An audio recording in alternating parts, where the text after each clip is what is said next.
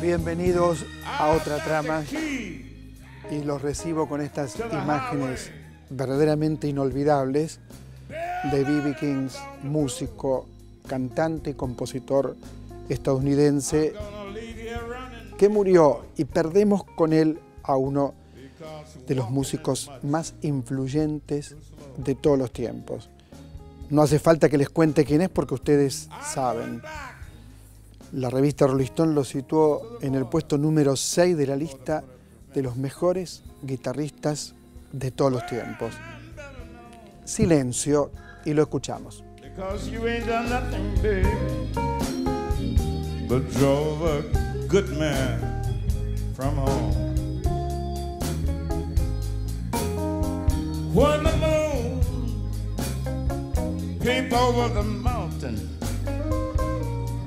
Baby, I'm gonna be on my way. I'm gonna roam this mean old highway until the break of day.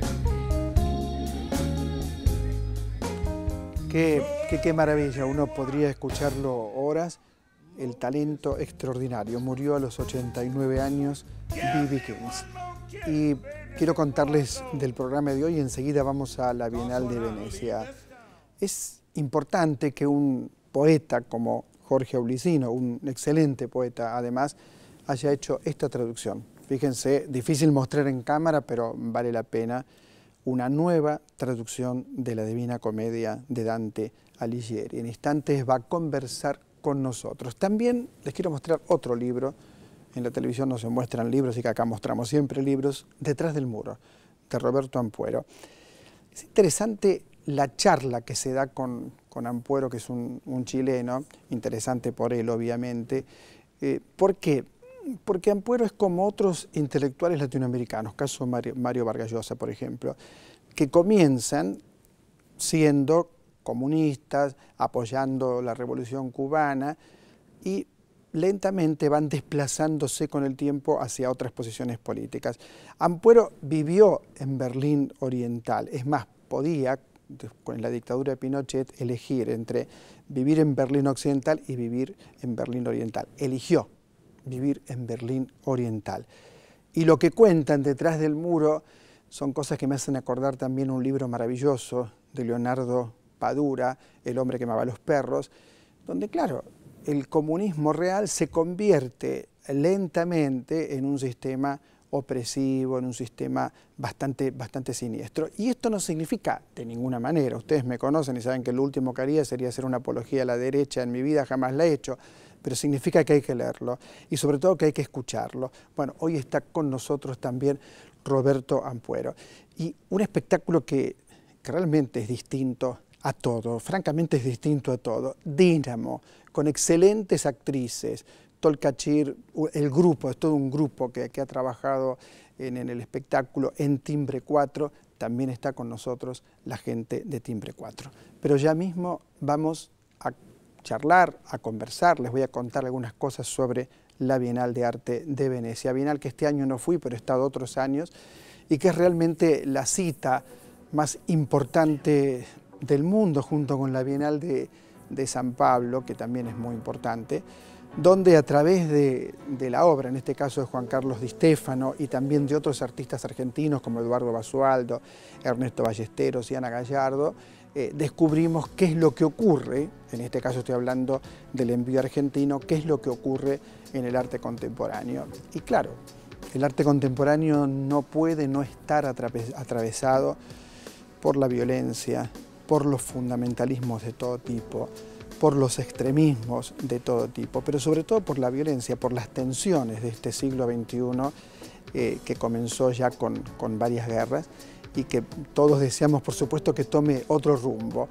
El envío de Juan Carlos Di Stéfano, con quien pude conversar antes de que viajara, es extraordinario, realmente es extraordinario. Su obra es extraordinaria y el pabellón argentino, que no teníamos pabellón hasta hace unos años, no teníamos pabellón, también es algo importante que por supuesto queda para sucesivas bienales, porque es el pabellón argentino.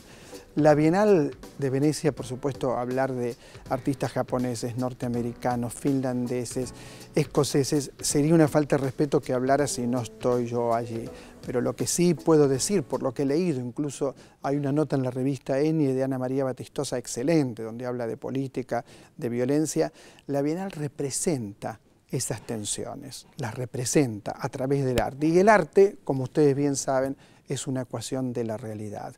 Por lo tanto, a través de lo estético, nosotros descubrimos aquel verso extraordinario de Nassim Hikmet cuando dice: nos pasa lo que hoy pasa en nuestro mundo. Bien, dicho todo esto, que no es mucho ni es poco, vamos a saludar a Jorge Aulicino, también con un libro de él, ¿no?, que es Estación Finlandia, que es poesía reunida de 1974 al 2011.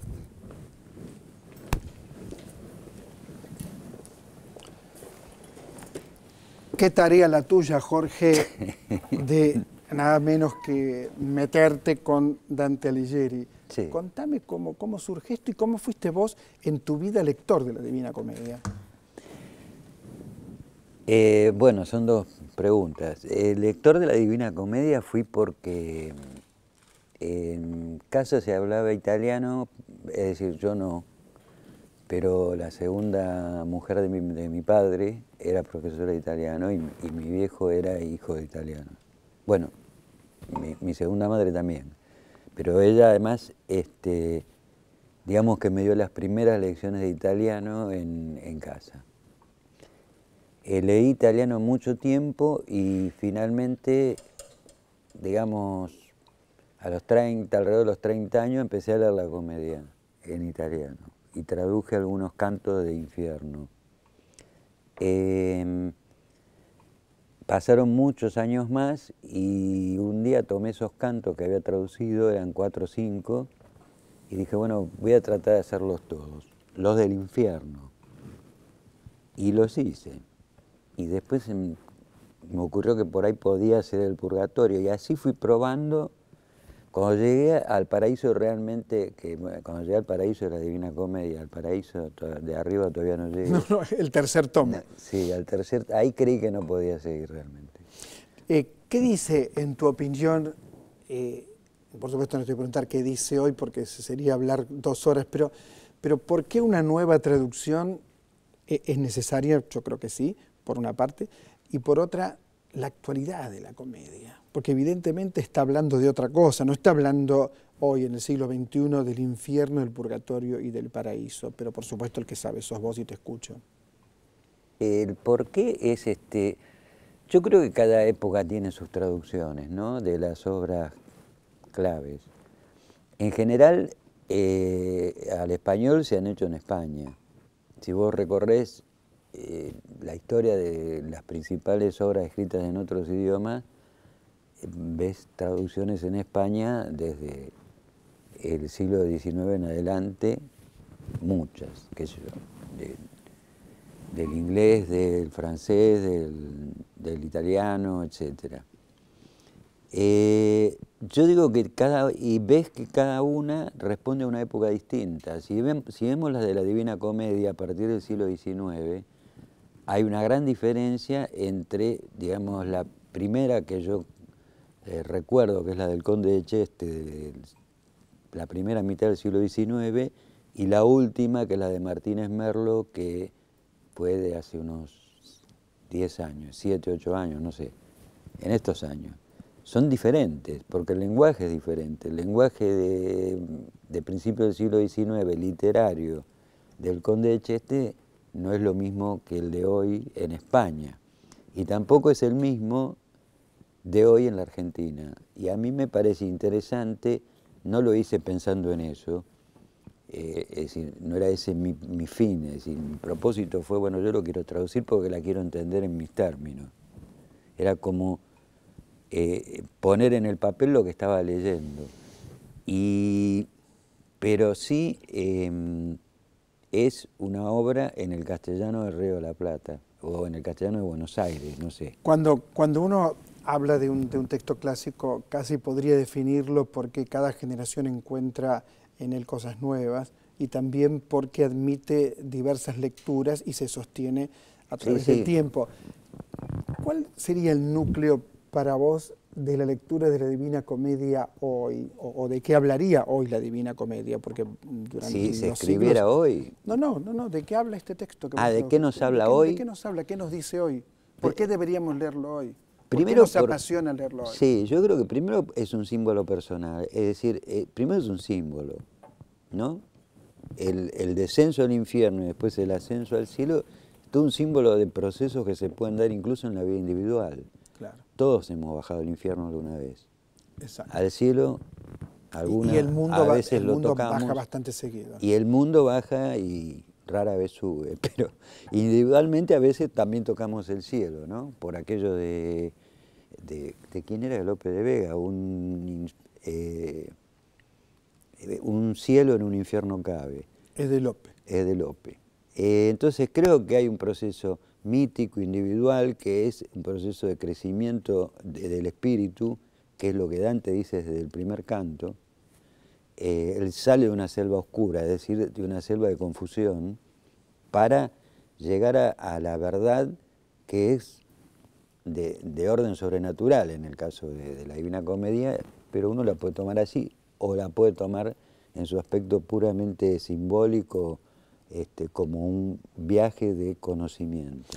¿Qué puente fantástico debe ser para un poeta traducir la Divina Comedia? Tengo aquí Estación Finlandia, que es poesía, poemas reunidos, perdón, donde está buena parte de toda tu obra poética, ¿no es cierto? Sí, hasta ese año. Después hay un pequeño libro más, pero bueno, es el 90% de mi obra, digamos. ¿Y qué le pedís a tu propia poética? ¿Qué le pedís a tu propia poesía? Mi propia poesía está, creo yo, dejando la modestia de lado, que está muy vinculada al ambiente, al siglo, a la política del siglo. No es una poesía política, pero es una poesía que habla de política, con una identificación muy personal con lo que podríamos llamar político, incluso a veces de índole hasta fantástico, pero yo diría que es como una especie, sobre todo los últimos libros, una especie de epopeya o de épica fragmentada, ¿no? En pedacitos. Muy bien, lo menos que te podemos decir es felicitaciones y gracias por la Divina Comedia. Y por otra parte, leer Estación Finlandia de Jorge Aulicino. Muchas gracias, Jorge. No, gracias a vos. Muchas gracias. Gran poeta Jorge Aulicino, por supuesto, en otra trama. Hay mucho más, de verdad. Quédese con nosotros y enseguida regresamos.